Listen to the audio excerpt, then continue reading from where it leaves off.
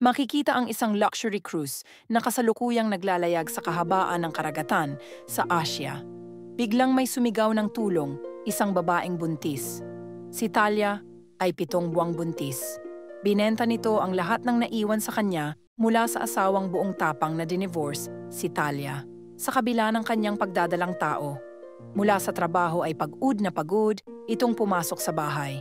Nasorpresa itong naghihintay sa loob, ang kanyang asawa at hindi nag-iisa. Kasama nito ang kanyang kabit. Hindi ito nagpakita ng galit. Umupo ito, nilapitan siya ng kanyang asawa. Sorry, Talia, hindi na ako masaya sa pagsasama natin. May inabot itong papel, divorce paper. Tinititigan ni Talia ang bawat isa sa kanila. Gustong-gusto nang bumagsak ng kanyang mga tuhod, ngunit buong tapang niyang nilabanan ito. Ayaw niyang bigyan ng kasiyahan ang mga ito. Makikita si Talia na pumipirma sa divorce paper sa harap ng husgado. Iniwan sa kanya ang bahay at sasakyan ng asawa at konting pera sa bangko. Umiyak ito ng umiyak, araw at gabi. Isang araw ay maaga itong bumangon na ligo at tahimik na nagmaneho. Binenta niya ang bahay at sasakyan, winidraw ang perang iniwan ng asawa at bumili ng package sa luxury cruise. Naisip niyang, bakit siya magmukmok sa isang tabi? Iniwan na nga siya, magpapakamatay pa ba? Habang kumakain si Talia, makikita pa rin ang lungkot sa kanyang mga mata. Pero pinilit niyang maging masaya. 1 buwan ang kanyang cruise. Habang nakatayo ito sa railing ng barko ay mataman itong nakatingin sa malayo. Tinging lagpas-lagpasan. Hindi niya napansin ang mga matang, kanina pa sa kanya. Nakatingin. Kanina pa siya nito pinagmamasdan. Mahimbing siyang natutulog nang biglang sumakit ang kanyang tiyan. Kinapan niya ito. Sa halip na mawala ang sakit, ay lalo itong lumala. Dahan-dahan itong tumayo at lumabas ng kwarto. Naglalakad ito ng bigla na lamang na paupo sa sobrang sakit ng kaniyang tiyan. Hindi pa naman araw ng kanyang kapanganakan, hanggang sa nawalan na lamang siya ng ulirat nang makita niya ang sariwang dugo na umagos sa kanyang mga paa. Ang huli niyang narinig ay may sumisigaw kung sino ang asawa at may boses na umalingaw-ngaw ng "Ako." Nagising na lamang ito sa malaking kwarto at may nurse at doktor na nasa paligid. At isang matandang nakatayo at nakatingin sa kanya. Ang tingin ni Talia ay tinging nagtatanong. Lumabas ang doktor at ang nurse. Lumapit ang matanda at umupo sa tabi nito. Nagsimula itong magkwento. Ako si Eduardo Talia.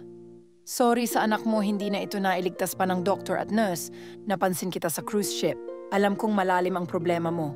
Ano ba naman ang gagawin ng isang malapit ng mga anak sa cruise kung hindi mabigat ang dahilan? Anyway, kailangan mo ng pahinga. Mag-usap tayo ulit kapag malakas ka na. Mahimbing na nakatulog si Talia. Hindi niya kailangan ng umiyak dahil nawala ang kanyang anak, pero ang puso niya ay durog na durog. Naglalakad ito sa labas ng kwarto nang makakita ng dyaryo at binasa, kitang-kita niya sa dyaryo. Emergency rescue sa luxury cruise gamit ang private chopper ni Mr. Eduardo Saverin.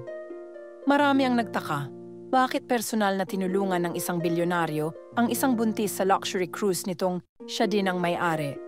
Kitang-kita sa mukha nito ang pagkagulat. Tinawag siya ng katulong para kumain at hinihintay na siya ni Mr. Eduardo Saverin. Habang kumakain ay nag-aalala siya, baka paalisin na siya at alam niyang wala siyang mapuntahan. Binenta niyang lahat. Makikitang seryosong nag-uusap ang dalawa habang naglalakad sa isang malawak na garden. Wala na pala siyang maitago sa taong nagligtas sa kanya, napaimbestigahan na siya nito. Ibibigay lahat ng matandang mayaman kung tutulungan siya nitong magpatakbo ng kumpanya. Mabilis siyang sumang-ayon. Kinabukasan, isa-isang inikot nila ang lahat ng kumpanya. Hindi siya makapaniwala kung gaano ito kayaman at walang pamilya. Masaya siyang nagtatrabaho, hindi niya pinansin ang bulong-bulungan sa paligid kung saan ang isang batang babae na maganda at matalino ay pumatol sa isang matanda. Ang iba ay nagtatawanan, may naririnig pa siyang pinatulan niya ang matanda dahil sa pera. Hindi niya pinansin lahat. Tahimik niyang pinapatakbo ang negosyo at buong puso na inaalagaan ang matanda. Siya na ang personal na nag-aalaga dito, pati sa pagkain. Tuwang-tuwa sa kanya ang mga matagal nang naninilbihan sa matanda. Nirerespeto siya ng mga ito. Hindi siya umasal, Reyna. At lihim ding natutuwa si Mr. Eduardo Saverin. Isang araw, sinorpresa niya ang matanda. Dinala niya ito sa beach ng magkahawak kamay at gaya ng kanyang inasahan ay nakatingin sa kanila ang lahat. Lantarang sinabi ng iba na makapangyarihan talaga ang pera. Pinulungan niya ang matanda na huwag itong pansinin. Niyakap siya nito. Masaya silang nagmaneho pa uwi, kumakanta pa ang mga ito sa sasakyan. First time na naging masaya si Mr. Eduardo Saverin. Hindi na masasayang ang kanyang pinaghirapan, maiiwan niya ito sa magandang mga kamay. Dala ng katandaan ay unti-unting humina si Eduardo. Laging nasa tabi si Talia. Madalas nitong hawak ang kamay. Umiiyak itong sinabi kay Eduardo na huwag muna siyang iwanan. Dahil gusto pa niya itong alagaan, nakangiti si Eduardo at nagsalita. Sa mga naranasan mo sa buhay, ay kinaya mong lahat. Matapang ka, Thalia. Mas matapang kesa sa akin. Masaya akong mawala sa mundong ito ng dahil sa iyo. Sa iyo mapupunta ang lahat kung anong meron ako. Ang aking last will ay may kaakibat na sulat, Thalia. At sana sa sulat na iyon ay iyong maintindihan ang aking ginawa. Niyakap ito ng matanda, puno ng pagtataka pero sa kabaitan ni Eduardo at sa lahat ng tulong nito, ano pa ba naman ang magagawa nito na siya ay masasaktan. Basang-basa ng luha habang binabasa ni Thalia ang last will na binabanggit ni Eduardo. My dear Thalia, napag-alaman ng aking investigador na ang iyong asawa at ang bago nitong asawa ay aking trabahador. Sila ay manager sa ating hotel na matagpuan sa kabilang bayan. Dahil sa aking galit ay pareho ko silang tinanggal without compensation at sinigurado ko din na wala silang makuhang trabaho. Wala na sila bago pa kita dinala sa aking mga kumpanya. Makikita mo sa ibaba ang address kung saan sila matatagpuan. My dear, ihingi mo ako ng tawad sa kanila.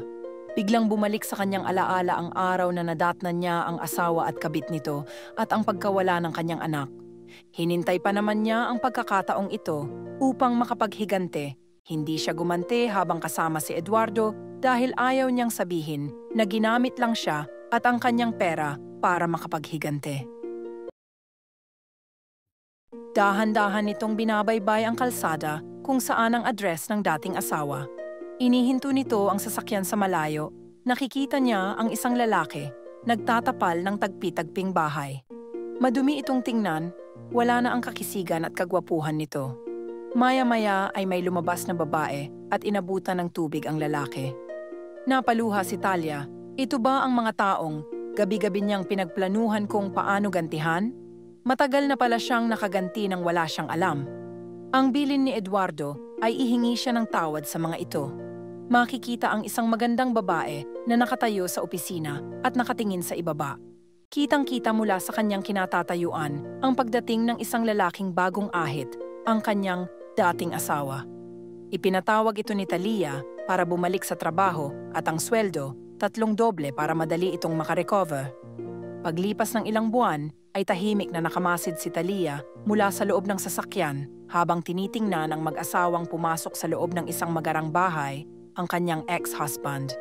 Nakabawi na ito sa halos 3 taon na pumasok bilang construction worker nang walang ibang kumpanyang tumanggap sa kanya ng dahil kay Eduardo. Napaluha siya ano ba ang nagawa niya at sobra-sobra naman yata ang swerteng dumating sa buhay niya. Pagkatapos niyang hinarap ang kanyang ex-husband at ipinaliwanag ang lahat-lahat, ay gumaan na ang kanyang pakiramdam. Makikita pang nagkayakapan ang dalawa na parehong umiiyak at nagkapatawaran. Mabilis siyang nagmaneho, dumaan sa sementeryo at tahimik na nagdasal. Niyakap nito ang libingan ni Eduardo at umiyak. Nagpasalamat sa lahat. Ipinangako niyang pag-iingatan ang lahat ng iniwanang yaman. Halos paliparin nito ang sasakyan, takot na mahuli sa biyahe. 8 years anniversary niya ngayon, ito ang araw na iniligtas siya ni Eduardo. Ang araw na kung saan nagbago ang kanyang buhay na parang magic. Masaya itong nakatayo sa railings ng barko para sa isang buwan na paglalayag. Bigla itong nilapitan ng isang waitress. Bago ito makapagsalita, iinunahan na ito ni Thalia. Huwag mo akong intindihin. Huwag niyo akong ituring na espesyal. Kakain ako kasama ng mga guest. Isipin niyong wala ako sa cruise ship na ito. Gawin niyo ang trabaho niyo at magpahinga pagkatapos.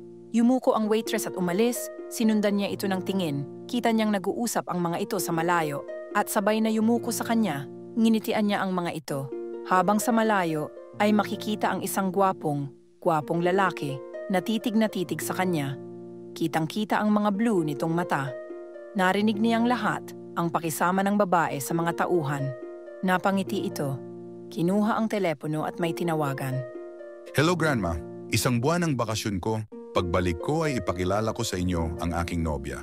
Kasama ko siya ngayon sa cruise ng isang buwan. Tuwang-tuwa ang nasa kabilang linya, ang kanyang lola, na halos palayasin na siya nito dahil hindi pa siya nag-aasawa. Pinatay nito ang telepono. Ngayon, Larry Ellison, gawin mo ang lahat para maiharap sa iyong lola ang babaeng kanina mo pa tinitingnan, si Thalia. Ang hamon nito sa sarili. Nasa malalim siyang pag-iisip nang biglang may lumagabog sa kanyang likuran. Mabilis niya itong tinulungang tumayo. Kitang-kita ni Larry Ellison ang matamis na ngiti ni Thalia. Nasa isip ni Thalia, nakuha ko din ang atensyon mo, Mr. Guapo. Kinikilig ito habang kausap si Larry. Walang alam ang dalaga na pareho sila ni Larry nang iniisip. Mangyari po lamang na mag-subscribe at pindutin ang button bell para ma-notify kayo sa susunod kong mga video.